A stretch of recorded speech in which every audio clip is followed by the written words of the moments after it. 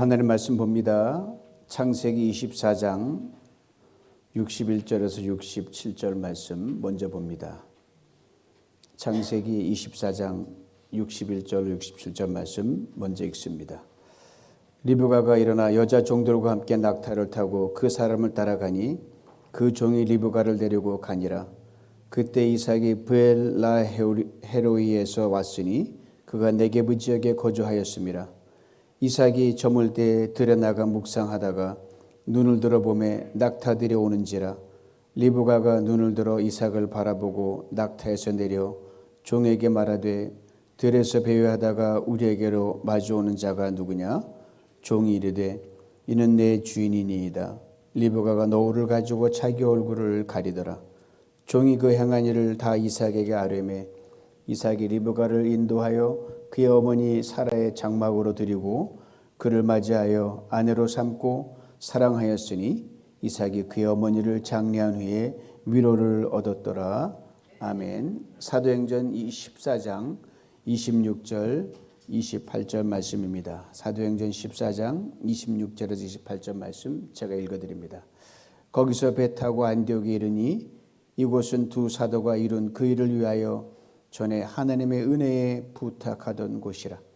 그들이 이르러 교회를 모아 하나님이 함께 행하신 모든 일과 이방인들에게 믿음의 문을 여신 것을 보고하고 제자들과 함께 오래 있으니라. 아멘. 지금 우리는 5월 가정의 달을 지나고 있습니다. 가정의 달을 지나면 마음이 편하기도 하고 행복하기도 하지만 많이 부담스러운 것도 있는 것이 사실은 왜요? 우리가 불완전한 부모고 불완전한 자녀고 불완전한 부부관계이기 때문에 그렇습니다. 한번 이렇게 여러분에게 짚고 넘어갈 게 하나 있습니다. 혹시 사시면서 이 자식이 아니라 원수라고 생각해 본 적이 있으신가요? 속으로 생각해서도 그것도 인정해 드리겠습니다. 혹시 부모가 짐이 된다고 잠깐이라도 스쳐가는 생각해 본 적 있으신가요? 그리고 검은 머리 팥뿌리도 살라고 맺었던 아내와 남편이 이거는 천생연분이 아니라 평생 원수다. 그렇게 생각하고 스쳐 그렇게 혹시 생각한 적 있으신가요? 오늘 이후로 과거든 지금은 싹 다 정리하시기 바랍니다. 오늘 설교 제목처럼 은혜에 맡겨진 인생이 부부요, 자녀요, 가정이기 때문에 그렇습니다. 하나님의 은혜에 맡겨졌다 그렇게 생각하면 거기서 우리가 그 어떤 섭섭함과 어떤 것도 우리는 해결해 나갈 수가 있기 때문에 은혜에 맡겨졌는데 그럼 죽어도 살 것이고 실패해도 성공할 것이고 무너져 세워질 것이기 때문에 그런 믿음이 있어야 우리는 이 가정의 달을 행복하게 지날 수가 있습니다. 또 오늘은 5월 20일 부부 주일이거든요. 둘이 하나가 되라 해서 붙여주셨는데 부부의 주일 하니까 나는 부부도 없는데 예수님이 여러분의 신랑이라는 거 왜 잊어버리십니까? 그리고 젊은 처녀 총각들은 장가도 안 가면 무슨 소리예요? 앞으로 갈 것이니까 제 말 잘 들으시기 바랍니다. 은혜로 드리면 은혜요. 은혜도 받으면 은혜인 거. 은혜로 여기 수동태가 있거든요. 사도행전. 은혜로 맡겨진 인생이 우리입니다. 그래서 이걸 생각하시면서 다시금 우리가 새롭게 발돋움하는 가정의 달 하루가 됐으면 좋겠고요. 특별히 싱글 되시는 분들은 여러분 이제 앞으로 어디 가서든 저한테는 그래도 괜찮아요. 싱글이라고. 여러분 싱글이 아닙니다. 예수님과 함께 더블이지 왜 싱글입니까? 그래서 은 있지 않고 오늘 가정을 생각하고 부부를 생각하시면서 우리가 서로 관계 속에 메꾸는 것에서 우리가 또 한 번 가정의 달 그냥 스쳐가는 시간이 아니라 한 번 더 내가 성장하고 성숙하는 그런 계기로 삼을 수 있으면 좋겠습니다. 아신 대로 결혼은 남자와 한 남자 한 여자의 결합이잖아요. 그걸 누가 시작했냐? 하나님이 시작하셨거든요. 그래서 하나님의 긍휼과 은혜가 없으면 끝까지 유지할 수가 없습니다. 제가 이제 결혼해 자녀를 낳고 키우다 보니까 올해로 결혼 40주년을 맞게 돼요. 예, 좀 됐죠? 예. 돌이켜보니 정말 하나님 은혜가 아니면 여기까지 오지 못했을 거다 고백하지 않을 수 없습니다. 그러니 50주년 맞으신 분, 60주년 맞으신 분은 뭐 저보다 더 감회가 새로울 것이에요. 우리 모두가 알고 있듯이 부부의 달콤한 행복이란 늘 다가오는 게 아니거든요. 수많은 갈등과 고민, 역경을 지나갈 수밖에 없습니다. 부부의 행복 그냥 주어지는 것이 아닙니다. 만들어가야 하는 겁니다. 하나님 은혜 맡겨졌으니까 이제 우리가 핸들하면 하나님께서 우리가 만드는 것에 따라 행복을 키워나갈 수가 있습니다. 그것이 바로 진정한 행복입니다. 오늘 보면 창세기에 한 남자와 한 여자가 등장하는 바로 이삭과 리브가입니다. 이삭은 아브라함이 100세 때 얻은 외아들이에요. 아브라함이 이삭을 낳고 세월이 흘러 아내, 즉 이삭의 엄마 사라가 세상을 뜹니다.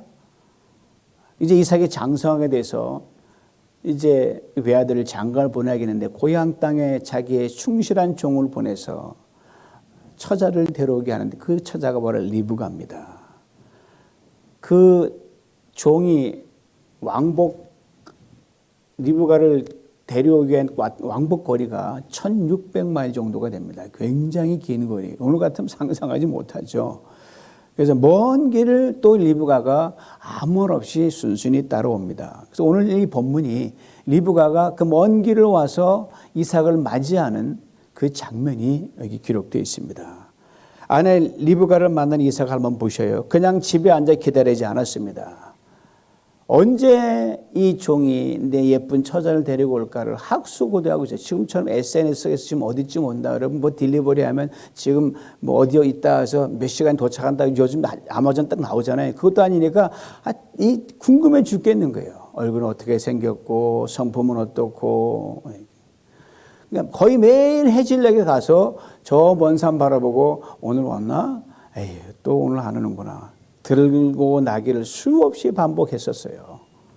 오늘이 그날이 아닐까 기대하면서 근데 오늘이 그날인 거예요. 왜 그렇게 목을 빼라 매일매일 그렇게 기다렸겠습니까? 바로 가장 귀한 손님 아내를 맞기 위해서 그랬습니다. 또한 오늘 보면 아내 리브가가 남편 이삭을 보고 타고 있던 낙타에서 내리는 장면이 나오는데요. 면사포 베일로 얼굴을 가렸다고 했습니다. 낙타에서 내렸다, 면사포로 베일을 가렸다. 이것은 상대방에 대한 깊은 존경과 사랑의 표시입니다. 아시는 아내도 그렇지만 남편은 아내의 존경과 칭찬으로 인정을 먹고 삽니다. 남자가 좀 약해요. 왜? 남자는 흙으로 됐잖아요. 여자는 뼈로 됐으니까 세단 말이에요. 갈비뼈 했으니까. 그러게 남편은 아내에게서 태어난다는 이 말이 지극히 성경적입니다. 손님처럼 가장 귀한 손님처럼 대하며 살죠. 여러분 우리가 귀한 손님 올 때 뭐 그냥 어디 멀리 갔다 온 아들이 오더라도 두리두리 막 치우잖아요. 뭐 저 구석에 처박아 놓고 아무 일도 없었다는지 그렇지 않습니까? 예. 그럼 그 손님에 맞는 대접을 한단 말이죠. 어떠한 귀한 대접 하나에 따라 격이 달라진단 말입니다. 근데 이 부부가 오래되면, 관계가 오래되다 보면은 이 공감 능력이 좀 떨어질 때가 있거든요. 오래 살아온 만큼 이제 다 알아. 그러니까 모든 걸 당연시하기 때문에 공감이 떨어지는 거예요. 요새 제가 바로 이 공감 지수가 좀 떨어지고 있어요. 그래서 아내의 기분을 좀 상하게 할 때가 있어요. 본의 아니게. 아내의 말을 들으면서 그랬구나, 속상하겠구나 이렇게 제가 끄떡끄떡 해줘야 되는데 저도 뭐 코멘트를 토를 다는 게 문제예요. 코멘트를 달아가지고 뭐 그런 거 가지고 그래. 그렇게 한단 말이에요. 결혼 40년 차가 돼도 이게 잘 안 되는 거예요. 그래서 아내가 가끔 당신 연애 때 하늘에 별 따라 준다고 했잖아 그러더라고요. 이제 그 말 했는지 아닌지 모르지만 그 정도 제가 뭐 그렇게 제가 잘해주겠다 했어요. 그래가지고 요새 하늘에 별 보면은 약속을 지켜야 되는데 그러기는데 이제 오늘 설교를 하면서 저도 이제 그 원래 모습 가서 좀 더 잘해준 남편 그 되려고 한번 다짐해 봅니다. 이삭과 리브가의 이 부부 관계를 보니까 여러분 아브라함과 사라는요 엄청 나름대로 갈등이 많았거든요. 자식이 없어가지고 뭐 종을 집어넣어서 그때 뭐 싸우고 난리가 났잖아요. 근데 이삭은 그런 특별한 게 없어요. 그런데 여러분 그대로 믿으시면 안 돼요.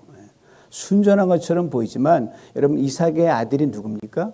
야곱과 에서 아닙니까? 그들 때문에 오늘까지 역사가 그냥 시끄러운 거 아니겠어요? 오늘까지도. 그러니까 거긴 나와 있지 않지만 부부싸움 되게 많이 했을 것 같아요. 근데 어떻게 했겠느냐? 은혜스럽게 하지 않았을까? 그 생각을 합니다. 그래서 바로 하나님의 은혜에 맡겨진 바 된 우리 부부, 뭐 두 아들이 싸우고 난리 죽이니 사니 뭐 도망가니 하더라도 잘 살아봅시다. 그래서 그 부부 싸움까지도 행복으로 바꿔내는 그거, 하나님의 은혜에 맡겨진 걸 깨닫게 되면 그게 되더라 이 말입니다. 수년 전 제가 KBS에서 방영했던 노부부의 바다 끝이란 그 다큐멘터리를 본 적이 있어요. 강원도 삼초의 갈라망 마을에 사시는 김광수 할아버지와 김종호 할머니의 인생을 잔잔한 감동으로 엮어놨는데 말씀을 준비하면서 다시 한번 봤어요. 당시 남편 김광수 할아버지는 86세였고요. 아내 김종호 할머니는 81살이었는데 부부로 살아온 세월이 방송 당시 60년이었어요. 손수 만든 뗏목을 타고 바닷가에 고기를 잡고 톳을 캐십니다.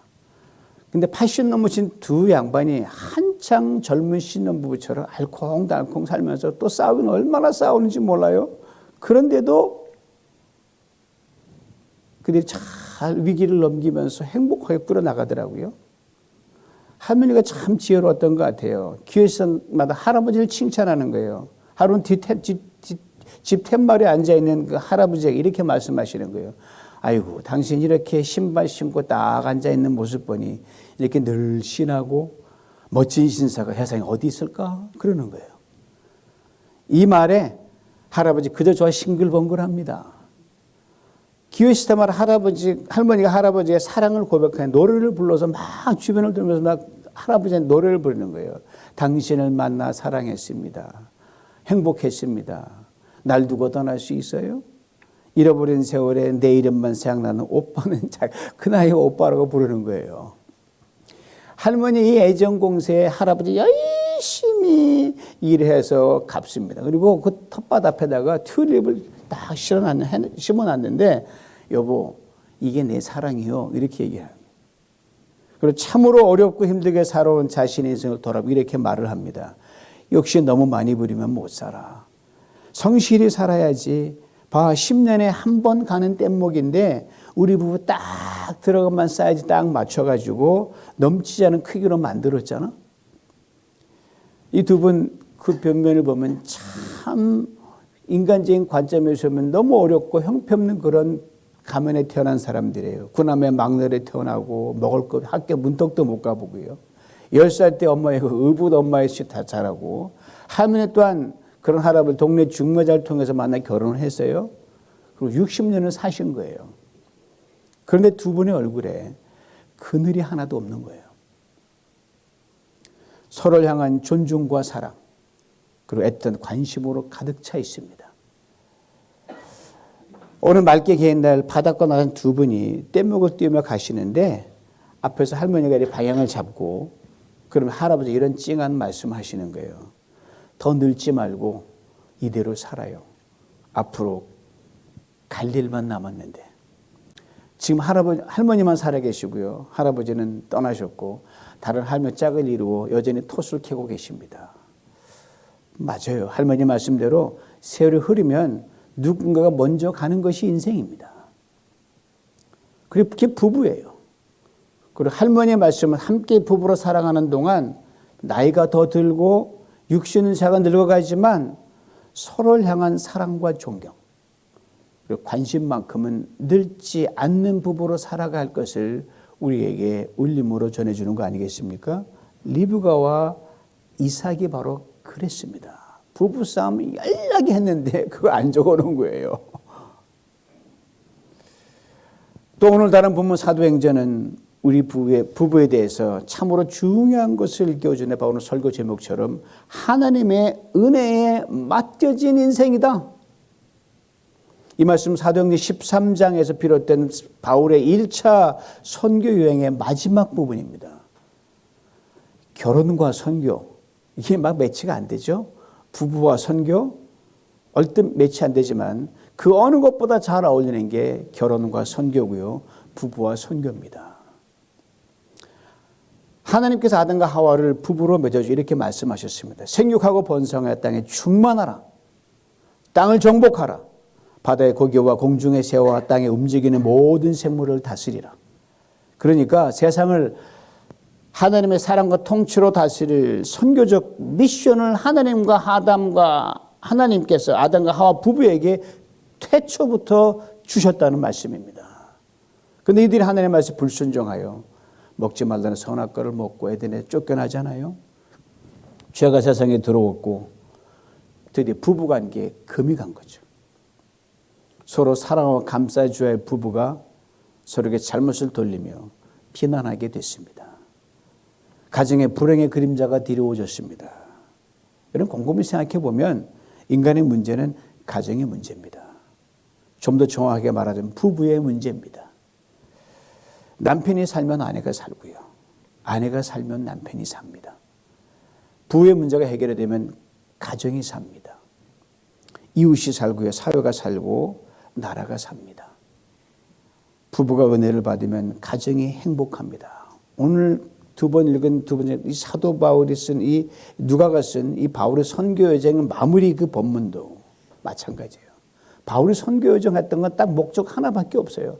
굉장히 많은 걸 이런 것처럼 보이지만 큰 픽처를 그리면 하나님께 최초로 세우신 가정을 회복하는 게 바울 선교 여정의 가장 빅 픽처예요. 바울은 가는 곳마다 남편을 세웠습니다. 아내를 세웠습니다. 가정을 세우는데 온 힘을 다했습니다. 그게 다니까. 그리고 이들을 통해 교회를 세웠습니다. 그렇게 바로 훗날 에베소 교회에 보낸 편지에서 교회가 뭔지 설명하면서 남편과 아내가 이루는 사랑과 존경의 관계를 예를 들었습니다. 에베소서 5장 22절과 25절입니다. 들어보세요. 아내들이여 자기 남편에게 복종하기를 죽게 하듯 하라. 남편들 아내 사랑하기를 그리스도께서 교회를 사랑하시고 그 교회를 위하여 자신을 주심같이 하라. 이것이 바울 선교 여행의 핵심이었어요.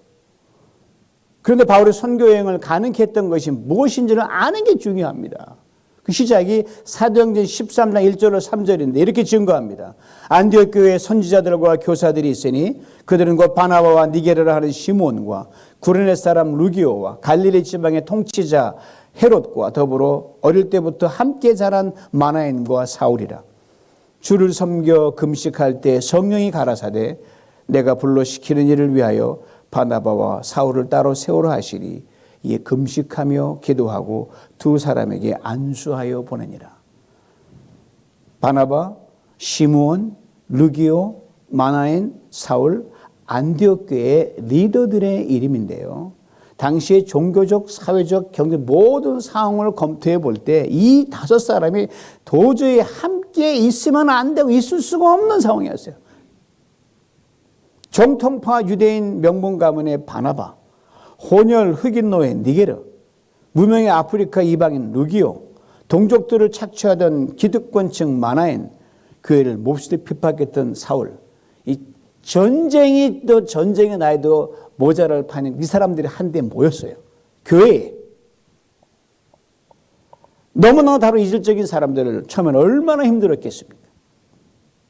얼마나 답답했겠습니까? 얼마나 많은 갈등과 오해가 있었겠습니까?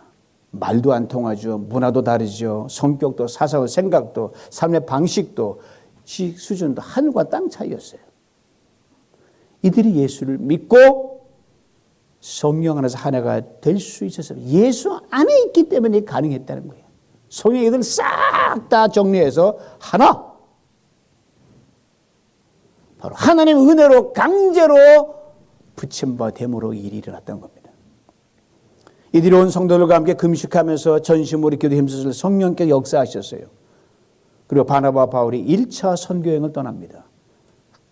안디옥에서 가까운 선착장에 도착해서 배를 타고 맨 처음 도착한 섬이 지금 말하는 사이프러스 구브로라는 섬이었어요. 이전에 바울 일행은 살라미와 바보라는 두 마을에 들리게 됩니다. 첫 도착자 여러 사람 만나는데요. 그 마을에 평생 무당으로 지내던 사람에게 복음을 전거했고요. 그 섬의 총독인 서교에게 하나님의 말씀을 전합니다. 이 일로 총독의 가정이 하나님을 믿게 됩니다. 얼마를 머문 후에 밤빌리아라는 곳에 배 타고 도착해서 피시디의 안디옥이라는 산지 마을도 올라갑니다. 그 유대인 회당에 들어가서 아브라함부터 쫙 예수 그리스도가 복음을 쫙 증거합니다. 십자가 부활의 증거를 합니다. 사람들이 유대인이든 이방인 다 감동을 먹고 예수를 믿게 되고 주의 말씀이 널리 퍼지게 됩니다. 어딜 가나 좋은 일이 있으면 나쁜 일이 호사다마라 그러잖아요. 이것을 못마땅한 유대인 골수분자들이 사람들 선동해서 바나바 바울을 쫓아냅니다. 쫓겨나서 또 다른 곳에 가서 말씀을 증거합니다. 또 많은 사람이 따르는 또 모두 반대한 사람이 수없이 많이 따라와가지고 이제는 돌로 쳐 죽이려고 달려드는 거예요. 급히 지방으로 피신을 갑니다. 그곳이 루스드라는 곳인데 거기서 안진뱅이를 일으키는 놀라운 기적을 보게 합니다. 이번엔 신 나왔던 그래서 원정까지 와가지고 쫓아와서 이들을 괴롭히는 거예요.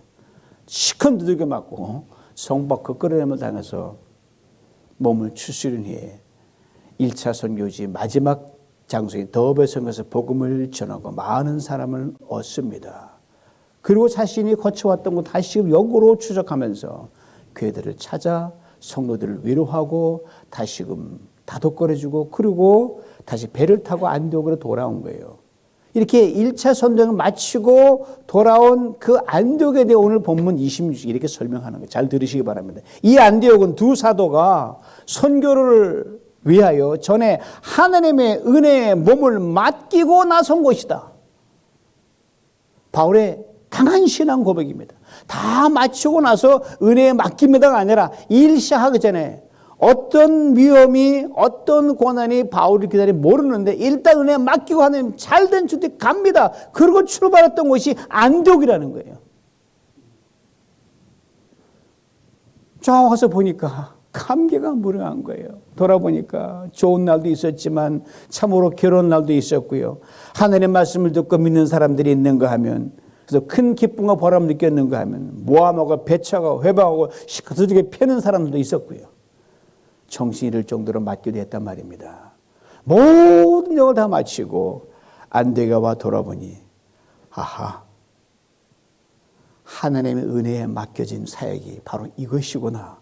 감격하고 이 안디옥 교성 다 모아가지고 간증을 하는 거예요. 우리가 이랬노라고 당신들의 안수받고 은혜에 맡김에 출발해 이렇게 하는 역사하셨다고 우리를 서로 다른 정말 우리 쌈밖에 할 우리들을 묶어서 성령 하나가 된 역사가 선교에 나타났노라고 그렇게 고백을 했어요. 그렇습니다. 여러분 곰곰이 생각해 보면 달라도 이렇게 다를 수가 있는 게 바로 한 남자와 한 여자입니다. 성격 차 때문에 못 살겠다? 아니, 성격 차는 원래 있는 거예요, 여러분. 무슨 소리 하고 계셔요? 완전히 작은 우주, 커다란 우주 두 개가 만났는데요. 이걸 부부로 엮어준 게 하나님의 은혜에 맡겨졌기 때문에 가능한 겁니다. 비록 바울 같은 선교 여행은 아니지만 하나님의 짝지어 주셔서 이처럼 부부가 되어 함께 살아 인생 여정도 하나님의 영광을 나타내고 예수 그리스도의 빛으로 살아가는 부부 선교 여정이었단 말입니다. 바울 여정보다 훨씬 길은 거예요. 이를 통해 하나님께서 다른 가정을 회복시키셨어요. 우리의 못남도 우리 잘남도 다 재료로 쓰신 거예요. 위로해 주셨습니다. 치유해 주셨습니다. 하나님을 알고 예수를 믿게 된 가정과 사람들도 태어난 거예요. 은혜에 맡겨진 그런 부부의 여정이기 때문입니다. 그런 중에 바울처럼 하지만 이런저런 고난과 핍박과 어려움을 얼마나 많았겠습니까? 이제와 돌아보고 생각하니까 하나님께서 우리의 여러분과 저 각 가정의 부부의 인생을 하나님의 강권적인 은혜에 맡겨지지 않았다면 It's impossible. 불가능했을 것이라는 것은 고백하지 않을 수 없습니다. 이른바 우리 각자에게 준 안디옥의 은혜였습니다. 안디옥이란 참 기가 막힌 뜻을 가지고 있어요. 어떤 상황에서도 끝까지 잘 견디고 이겨낸다는 뜻이 안디옥입니다. 하나님께 성령을 통해서 우리로 하여금 오늘까지 잘 견디고 이길 수 있도록 넘치는 은혜를 부으셨습니다. 잊지 마시기 바랍니다. 우리 부부의 출발 다 지나고 은혜였다. 이건 아니에요. 출발 때부터 은혜에 맡겨진 바 된 것이 우리의 부부의 인생이고 가정이고 자녀들입니다. 모든 것이 은혜였어. 나중엔 누구나 그렇게 할 수 있지만 첫 출발부터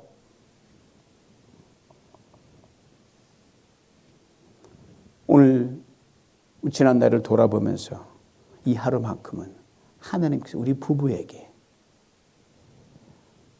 어떻게 귀한 은혜를 주셨나를 돌아보며 한번 나누면서 잘 보면 기가 막힌 이건 하나님의 은혜에 맡겨진 바 아니면 이런 일은 있을 수 없다는 것이 그것이 굵직굵직한 자취들이 있어요. 그걸 반드시 잊어버리기 전에 기록해 놓으셔서 계속 그걸 묵상하면서 더 나은 행복을 길러갈 수 있으면 좋겠습니다. 그리고 오늘 다시 출발하는 거예요.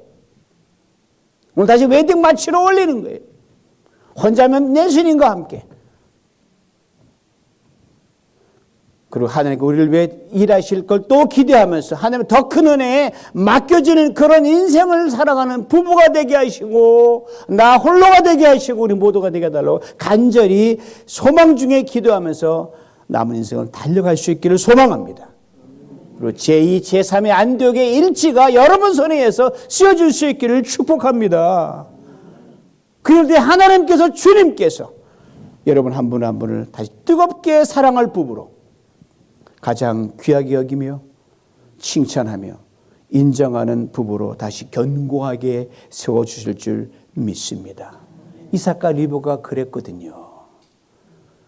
예수님이 또 증인 아닙니까? 예수님 십자가를 지신 건 뭐예요?